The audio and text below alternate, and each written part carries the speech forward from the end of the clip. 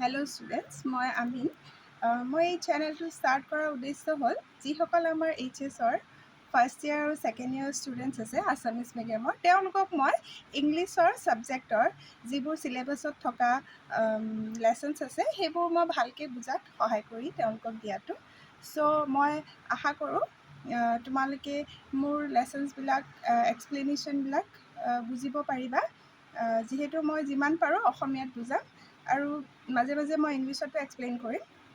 চ' আজি মই যিটো ষ্টাৰ্ট কৰিব ওলাইছোঁ লেচন, এইটো একচুৱেলি পয়েম হয়, the voice of the rain. এই পয়েমটো লিখিছিলে ৱাল্ট হুইটমেনে। এজন তেওঁ আমেৰিকান পয়েট আছিলে, ইনফ্লুৱেঞ্চিয়েল পয়েট আছিলে, আৰু তেওঁ যিবিলাক পয়েম লিখিছিলে সেইবোৰ ফ্ৰী ভাৰ্চ পয়েম আছিলে। তাৰমানে তাত তেওঁ বেছিকৈ ৰাইমিং ৱৰ্ডছ ইউজ কৰা নাছিলে। তো তাৰ ভিতৰতে তেওঁৰ এইটো এটা পয়েম হয়, the voice of the rain. তো ইয়াতে the voice of the rain যিটো টাইটেল আছে পয়েমৰ, চ' আমি ইয়াতে দেখিছোঁ, ইয়াতে কৈছে the voice of the rain. তো ৰেইনৰ কথা কৈছে। ৰেইনটো হৈছে এটা নন লিভিং থিং হয়। চ' ইয়াৰটো কোনো ধৰণৰ কি হ'ব নোৱাৰে, মাত হ'ব নোৱাৰে। কিন্তু ভইচৰ অসমীয়া অৰ্থ হৈছে মাত। তো ভইচ আৰু ৰেইন এই দুটা ৱৰ্ড হয় ইয়াত টাইটেলটোত ইউজ কৰিছে। তো ভইচ মানে হৈ গৈছে মাত বা চাউণ্ড। ইয়াত ৰেইনৰ যিটো চাউণ্ড হয় সেইটোক আমি পয়েটে ডাইৰেক্টলি ভইচ বুলি কৈছে। ভইচ মানে কি হয়, যে আমি মানুহে কথা ক'ব পাৰোঁ, আমাৰ মানুহৰে ভইচ আছে, বাট নন লিভিং থিংছবিলাকৰ ভইচ নাই। সিহঁতৰ যিটো হয় সেইটো চাউণ্ড হয়, ঠিক আছে। কিন্তু ইয়াতে পয়েটে চাউণ্ড ৱৰ্ডটো ইউজ কৰা নাই, তেওঁ ডিৰেক্টলি ভইচ ৱৰ্ডটো ইউজ কৰিছে। ডেট মিনছ তেওঁ এটা ইয়াতে পয়েটিক ডিভাইচ ইউজ কৰিছে যাৰ নাম হৈছে পাৰ্চনিফিকেশ্যন। পাৰ্চনিফিকেশ্যন মিনছ হৈছে যিবিলাক হিউমেন কোৱালিটি আছে তাক নন লিভিং থিঙৰ লগত কি কৰা হয়, এড কৰা হয়। মানে মানুহৰ হিউমেন কোৱালিটিটো নন লিভিং থিঙত এড কৰিছে। আৰু তেওঁ আৰু এইটোৰে তেওঁ সেই পয়েমৰ কি কৰিছে, হেডলাইনটো যিটো লিখিছে সেইটো হৈছে the voice of the rain. So' এইটো একচুৱেলি এটা basically it's a conversation between the poet and the rainfall. তাৰমানে পয়েট আৰু ৰেইনফল, ডেট মিনছ বৰষুণ। পয়েট মানে কবি আৰু বৰষুণ আৰু কবিৰ মাজত এটা কনভাৰচেশ্যন মানে কথা বাৰ্তা চলিছে। আৰু পয়েটে মানে কবিয়ে বৰষুণক সুধিছে তুমি কোন হয়, আৰু তেতিয়া বৰষুণে নিজে নিজৰ ডেছক্ৰিপশ্যন দিছে, মানে নিজকে নিজে বৰ্ণনা দিছে। আৰু কি বুলি বৰ্ণনা দিছে, কেনেকৈ ৰেইনফল বা বৰষুণটো কেনেকৈ পৃথিৱীত উৎপত্তি হয় আৰু পৃথিৱীৰ পৰা কি হয় আকাশলৈ গুচি যায়। আমি যিটো স্কুলত পঢ়িছিলোঁ আগতে, ৱাটাৰ চাইকেল, ঠিক আছে, ৱাটাৰ চাইকেল যেনেকুৱা যিটো হয়, ডেট মিনছ পৃথিৱীৰ পৰা বৰষুণটো উৎপত্তি হৈ পেলাই আকাশলৈ যায়, আকৌ পুনৰ কি হয় আকাশৰ পৰা বৰষুণৰ ৰূপত ঘূৰি আহি আমাৰ পৃথিৱীত আকৌ পৰেহি।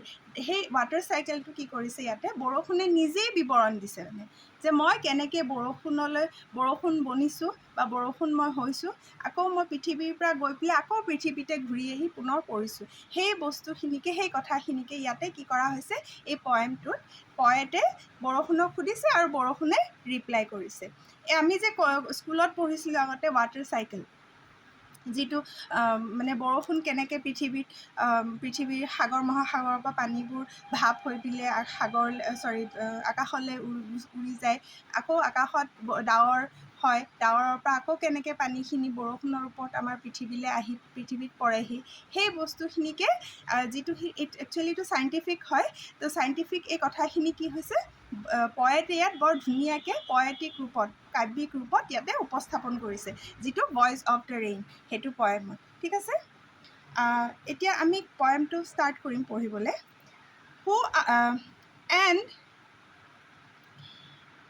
Who art thou?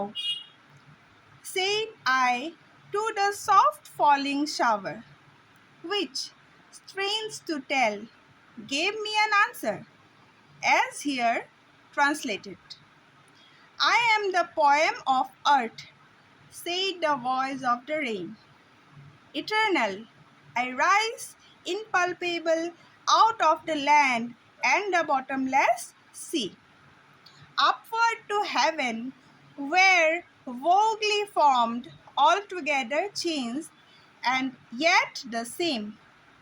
I descend to leave the dwarf atomies, dust layer of the globe, and all that in them without me were seeds only, latent, unborn.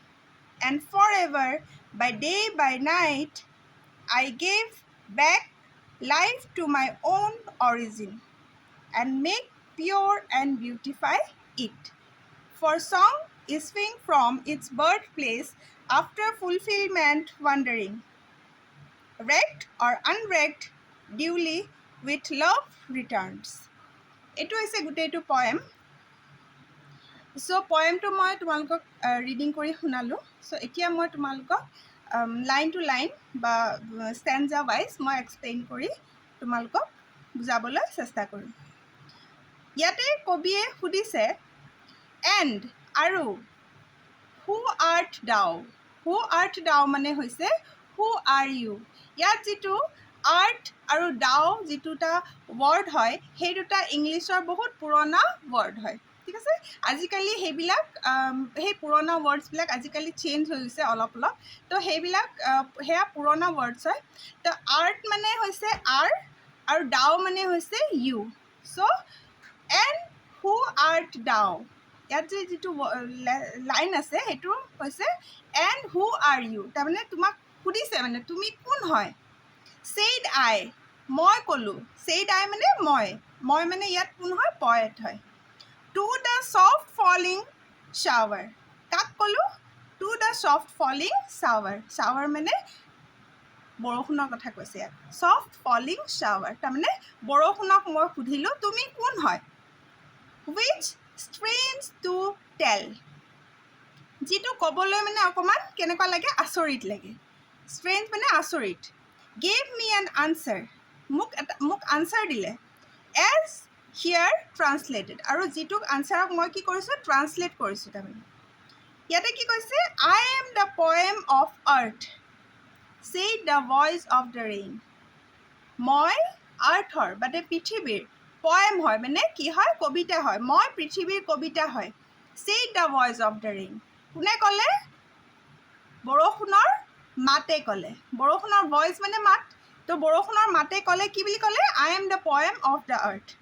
Eternal, eternal মানে নেভাৰ এণ্ডিং, কেতিয়াও শেষ নোহোৱা। Eternal I rise impalpable out of the land and the bottomless sea. মই কি কৰোঁ, মই লেণ্ডৰ পৰা আৰু বটমলেছ চিৰ পৰা। বটমলেছ চি মানে ইয়াত সাগৰৰ কথা কৈছে। সাগৰ যিহেতু আমি কি হয়, তলিটো মানে বটমলেছ তেনেকুৱা যেন লাগে হয়নে, কাৰণ সাগৰৰ তলিটো বহুত তললৈকে আছে। মানে মানুহে এইটো দেখাই নাপায়, মানে ইমান তললৈকে, ইমান গভীৰ সাগৰখন। তো ইমান বেছি গভীৰ, সেইটো কি ৱৰ্ড দি বুজাইছে? বটমলেছ শব্দটো দি। তো বটমলেছ মানে বহুত বেছি গভীৰ। বহুত বেছি গভীৰ সাগৰৰ পৰা মই কি কৰোঁ, মই ওপৰলৈ উঠোঁ। আপৱাৰ্ড টু হেভেন মানে মই ওপৰলৈ কি হওঁ, উঠি যাওঁ। মানে হেভেন মানে কি, স্বৰ্গ। এইটো স্বৰ্গ মানে কি, আকাশৰ কথা বুজাইছে বেচিকেলি। তো আপৱাৰ্ড টু হেভেন, মই আকাশলৈ উৰি যাওঁ। ৱেন্স, ৱেন্স মানে অৰ্থ হৈছে হুৱেৰ। ভগলি মানে নট ক্লিয়াৰলি, মানে ইমান ক্লিয়াৰলি নহয়, ঠিক আছে। Formed, all together changed and yet the same. মই কি হওঁ, মোক ক্লিয়াৰকৈ দেখা নাপায় মানে, ঠিক আছে। অল টুগেডাৰ চেঞ্জ, মই চেঞ্জ হৈ যাওঁ, কিন্তু য়েট দ্য ছেইম, মই যদিও চেঞ্জ হওঁ কিন্তু মই একেই থাকোঁ। ইয়াত মানে কি কৈছে, তাৰমানে আমাৰ যিটো পানী হয়, যেতিয়া গৰম হয় সূৰ্যৰ পোহৰত, তেতিয়া ছানৰাইজ পালে যেতিয়া কি হয়, ৱাটাৰটো এভাপৰেট হৈ যায়, মানে ভাপ হৈ যায়। হওঁতে কি হয়, তেতিয়া তাক কোনো দেখা নাপায় হয়নে, মানে ক্লিয়াৰলি তাক দেখিয়ে নাপায়। সেইটো কাৰণে ইয়াত কৈছে not clearly, that means vaguely. Vaguely formed, altogether change, মই ভগলি ফৰ্মড হওঁ, মানে মোক দেখা নাপায়, মানে মই ক্লিয়াৰ নহয়, মানে মই দেখা নাপায় মানুহে। আৰু মই এনেকেই কি হৈ যাওঁ, চেঞ্জ হৈ যাওঁ। কিন্তু যদিও মই চেঞ্জ হওঁ, কিন্তু একচুৱেলিটো মই ৱাটাৰ ভেপাৰ হ'লে একচুৱেলিটো মই ৱাটাৰেই হয়। তো that means and yet the same, তাৰমানে মই একেই থাকোঁ। যদিও মই চেঞ্জ হওঁ তথাপিও মই একেই থাকোঁ। I descend to love the drops atomies dust layer of the globe. মই কি কৰোঁ আকৌ কাম ডাউন, ডিচেণ্ড মানে কাম ডাউন, আৰু লেভ মানে ৱাছ, মই কি কৰোঁ আৰু ড্ৰাফ মানে কি হৈছে যিটো খৰাং বতৰ, মই কি কৰোঁ কাম ডাউন মানে মই কি কৰোঁ ডিচেণ্ড কৰোঁ, মানে মই তললৈ আকৌ আহি যাওঁ, কাম ডাউন তললৈ আহোঁ, কি কৰিবৰ কাৰণে টু লিভ দ্য ড্ৰাফ্টছ, মানে ড্ৰাফ মানে হৈছে খৰাং বতৰবিলাক ধুৱাই নিবলৈ মই আকৌ তললৈ নামি আহোঁ। এটমিজ মানে ভেৰি স্মল পাৰ্টিকল, একদম সৰু পাৰ্টিকলবিলাকক কি বুলি কোৱা হয় এটমিক। আৰু ডাষ্ট লেয়াৰ মানে যিবিলাক পৃথিৱীত ধূলি পৰি পেলাই যিটো ধূলি আৱৰণ এটা হৈ থাকে ডাষ্ট লেয়াৰ, সেইটো মই কি কৰিবৰ কাৰণে ধুৱাবৰ কাৰণে আকৌ কি কৰোঁ তললৈ নামি আহোঁ, ঠিক আছে। And all that in them without me were seeds only, latent, unborn. মই নোহোৱাকৈ মানে মই যদি নাথাকোঁ, ঠিক আছে, মই কি মোৰ অবিহনে উইদাউট মি, চিডছবিলাক, চিড মানে হৈছে গছৰ গুটি, এই গছৰ গুটিবিলাক কি হয় লেটেণ্ট মানে হিডেন, লুকাই থাকে, আৰু আনবৰ্ণ মানে যিটোৱে জীৱন নাপায়, মানে মৃতপ্ৰায় যিটো আনবৰ্ণ মানে তাৰ একচুৱেলি সি বৰ্ণ হোৱা নাই, মানে এতিয়াও বৰ্ণ হ'বৰ কাৰণে বাকী আছে, জন্ম পাবৰ কাৰণে বা জীৱন পাবলৈ বাকী আছে, সেই আনবৰ্ণ হৈ থাকে আৰু হিডেন হৈ থাকে, লুকাই থাকে, ক'ত লুকাই থাকে মাটিৰ তলত। তাৰমানে ইয়াৰ দ্বাৰা ইয়াকে বুজাইছে বৰষুণ নাপালে শস্যৰ গুটিবিলাক কি হয় মাটিত সোমাই থাকে, লুকাই থাকে, আৰু সেইবোৰ কি হয় জীৱন্ত হৈ নুঠে, মানে সেইবোৰৰ গছৰ গুটিৰ পৰা পুলিটো নোলায়, মানে যেতিয়া বৰষুণৰ পানী পায় তেতিয়াহে গছৰ গুটিটো কি হয় পুলি হৈ পেলাই মানে জন্ম পায় বা ওলাই আহে, ঠিক আছে। যেতিয়ালৈকে পানী নাপায় বা বৰষুণৰ পানী নাপায় কি হয় গছৰ গুটিবিলাক কি হয় আনবৰ্ণ হৈ থাকে, মানে জন্ম নাপায়, ঠিক আছে, মানে জীৱন্ত হৈ নুঠে আৰু হিডেন হৈ থাকে, মানে লেটেণ্ট হৈ থাকে, তাৰমানে হিডেন হৈ থাকে বা লুকাই থাকে মাটিৰ তলত। And forever by day and night I give back life to my own origin. আৰু কি হয় এণ্ড ফৰ এভাৰ, আৰু সদায় কাৰণে, ফৰ এভাৰ মানে সদায় কাৰণে, বাই ডে এণ্ড নাইট, দিন আৰু ৰাতি কি কৰোঁ মই I give back to my own origin, মোৰ যিটো অ'ন অৰিজিন মানে মই য'ৰ পৰা উৎপত্তি হৈছোঁ তাক মই কি কৰোঁ আকৌ লাইফটো ঘূৰাই দিওঁ, ঠিক আছে। লাইফ আই গিভ বেক লাইফ মানে মই আকৌ জীৱন ঘূৰাই দিওঁ, কাক ঘূৰাই দিওঁ মই নিজে য'ৰ পৰা উৎপত্তি হৈছিলোঁ, টু মাই অ'ন অৰিজিন মানে মই য'ৰ পৰা নিজৰ উৎপত্তিস্থলৰ পৰা মই ওলাই গৈ পেলাই কি কৰোঁ আকৌ ঘূৰি আহি পেলাই মানে মই তাতে আকৌ কি কৰোঁ গিভ বেক টু লাইফ, মানে মই জীৱন আকৌ প্ৰদান কৰোঁ, ঘূৰাই দিওঁ, মানে জীৱনটোক আকৌ মই ঘূৰাই আনো। And make pure and beautify it, আৰু মই কি কৰোঁ পিয়'ৰ কৰোঁ, মানে বৰষুণৰ পানী যেতিয়া পৃথিৱীত পৰে, পৃথিৱীৰ পৰা কি হয় ডাষ্ট লেয়াৰ মানে যিবিলাক ধূলি মাকতি লেতেৰা এইবিলাক কি হয় ধুৱাই লৈ যায়, তো সেইকাৰণে কি কৰোঁ মই পিয়'ৰ কৰোঁ, শুদ্ধি কৰোঁ, মানে ঠিক আছে, আৰু বিউটিফাই ইট, আৰু ধুনীয়া কৰি তোলোঁ, কাৰণ যেতিয়া বৰষুণ হয় তেতিয়া কি হয় গছবিলাকে প্ৰাণ পাই উঠে, গছবিলাকৰ কি হয় গছৰ পাতবিলাক ধুনীয়াকৈ সেউজীয়া হৈ পেলাই ফুলি উঠে, তো সেইকাৰণে মই কি কৰোঁ বিউটিফাই কৰোঁ, মানে পৃথিৱীখন সেউজীয়া কৰি তোলোঁ, হয়নে। নেক্সট ইয়াতে ব্ৰেকেটৰ ভিতৰত দিছে for song issuing from its birth place after fulfilment wandering, ইয়াত কৈছে for song issuing from its birth place, এই যিটো চং হয় এইটো ক'ৰ পৰা ইছ্যু হৈছে ইয়াৰ বাৰ্থ প্লেচৰ পৰা, বাৰ্থ প্লেচ মানে কি পৃথিৱী মানে পৃথিৱীখন হৈছে কি বাৰ্থ প্লেচ, কাৰ বাৰ্থ প্লেচ ৰেইনৰ বাৰ্থ প্লেচ হয়, ঠিক আছে। তাৰমানে ৰেইনটো ক'ৰ পৰা জন্ম পাইছে পৃথিৱীৰ পৰাই জন্ম পাইছে, কাৰণ পৃথিৱীৰ পানীবিলাক যেতিয়া তাপত যেতিয়া সি এভাপৰেট হৈ যায় বা বাষ্প হৈ যায়, হৈ পেলাই ওপৰলৈ উৰি গৈ পেলাই আকৌ মেঘ হয়, গতিকে কি তাৰমানে পৃথিৱীখনৰ পানীখিনিৰ পৰা সি উৎপত্তি হৈছে, জন্ম হৈছে তাৰ, ঠিক আছে। আফটাৰ ফুলফিলমেণ্ট মানে কি যেতিয়া সি বৰষুণ হৈ যায় আৰু কি কৰে আকৌ পৃথিৱীলৈ ঘূৰি আহে, ৱাণ্ডাৰিং মানে টু ট্ৰেভেল বা ঘূৰি আহে, ঠিক আছে।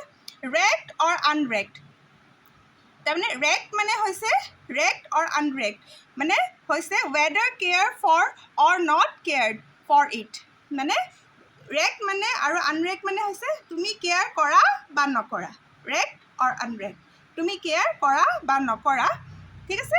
It doesn't affect the rain, মানে এইটোৱে ৰেইনক এফেক্ট নকৰে। তুমি কেয়াৰ কৰা বা নকৰা ৰেইনৰ কথা ভাবা বা নাভাবা, এইটো কি কৰে ৰেইনক এফেক্ট নকৰে। ঠিক আছে, নৰ দ্য পয়েট বা পয়েটকো কি নকৰে, এফেক্ট নকৰে।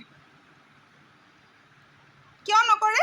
If someone listen to the rain or not, পয়েটকো এফেক্ট নকৰে। কেতিয়া নকৰে? যদি পয়েটেও যদি মানে কোনোবাই যদি ৰেইনৰ ভইচটো শুনক বা নুশুনক, সেইটো পয়েটক কি নকৰে, একো এফেক্ট নকৰে। ঠিক আছে, তো এইখিনিয়ে হৈছে এই লেচনটো ভইচ অফ দ্য ৰেইন কবিতাটোৰ কথাখিনি মই বুজালোঁ। কিবা যদি অসুবিধা পাইছা মোক কমেণ্ট ছেকশ্যনত লিখিবা, মই তোমালোকক নিশ্চয় হেল্প কৰিবলৈ চেষ্টা কৰিম। Thank you all.